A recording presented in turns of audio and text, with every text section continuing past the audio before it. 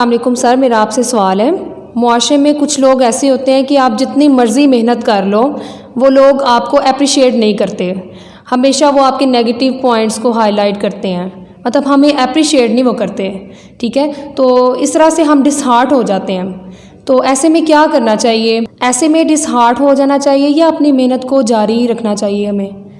دیکھیں، جہاں تک بات جو ہے وہ ماننے اور نہ ماننے کی ہے تو مانتا کوئی بھی نہیں، خود کو منوانا پڑتا ہے۔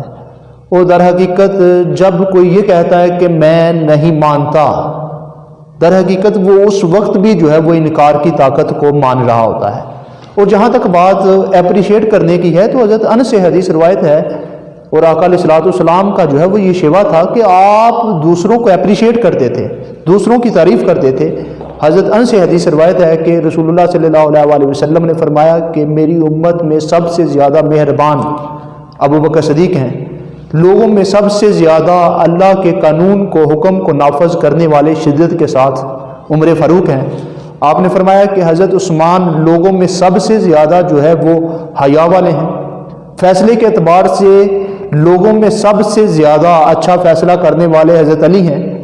آپ نے فرمایا کہ حضرت فرض نبھانے کے اعتبار سے سب سے زیادہ اچھے جو ہیں وہ حضرت زید بن ثابت ہیں، لوگوں میں بہترین قاری جو ہیں آپ نے فرمایا کہ حضرت ابی بن کعب ہیں، اور فرض حلال حرام کے اعتبار سے آپ نے فرمایا لوگوں میں سب سے زیادہ علم رکھنے والے معاذ بن جبل ہیں۔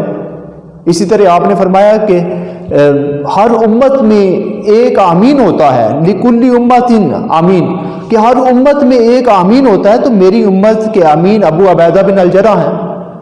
یہ حدیث جو ہے وہ امام ترمذی نے اس حدیث کو روایت کیا۔ تو المختصر کہ آقا علیہ الصلوۃ والسلام کی ذات آپ تو دوسروں کو اپریشیٹ کرتے تھے، دوسروں کی تعریف کرتے تھے۔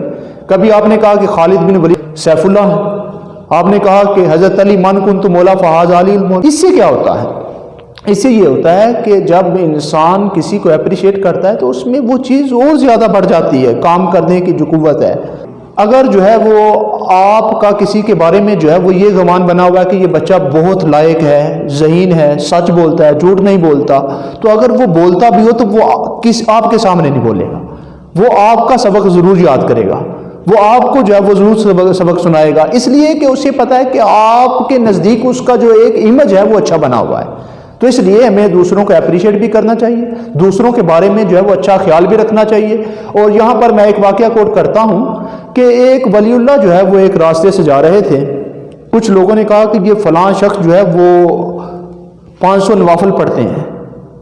وہ جو ولی اللہ تھے انہوں نے یہ بات سن لی، جب انہوں نے سنی تو انہوں نے وہ 500 نوافل شروع کر دیے کہ لوگوں کا میرے بارے میں یہ خیال ہے۔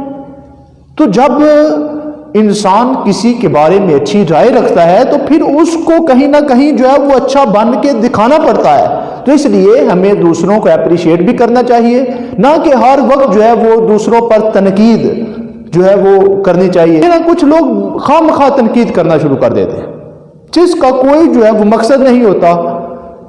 ایک بات بتانا چاہتا ہوں، ایک دوست تھا، اس نے جو ہے وہ بہت اچھا گھر بنایا، گھر بنانے کے بعد جو ہے وہ دوستوں کو ساتھ لے گیا، گھر دکھایا، گھر پہ بہت زیادہ پیسہ لگا ہوا تھا۔